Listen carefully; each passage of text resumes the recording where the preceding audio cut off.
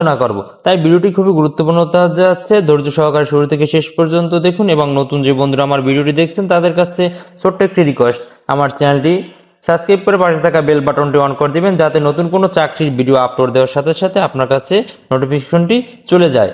এবং যারা Facebook page থেকে দেখছেন অবশ্যই আমার পেজটি ফলো করে দেবেন। চলি বন্ধুরা, ভিডিওটি শুরু করা যায়। সাময়িক চিকিৎসা সার্ভিস, মহাপরিদপ্তর, প্রতিরক্ষা মন্ত্রণালয়, ঢাকা সেনানিবাস নিয়োগ বিজ্ঞপ্তি।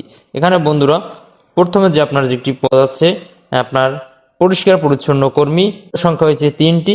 কোনো শিক্ষিত প্রতিষ্ঠান হতে 8ম শ্রেণী উত্তীর্ণ অথবা জুনিয়র স্কুল সার্টিফিকেট বা সমান পরীক্ষা উত্তীর্ণ হলে আপনি এখানে আবেদন করতে পারবেন এবং প্রার্থীগণকে সুসন্দেহের অধিকারী হতে হবে। বন্ধুরা পরবর্তীতে আছে মেসোরেটার, এর পদের সংখ্যা হয়েছে 1টি। এর শিক্ষাগত যোগ্যতা কোনো স্বীকৃত প্রতিষ্ঠান হতে 8ম শ্রেণী উত্তীর্ণ অথবা কোনো স্বীকৃত বোর্ড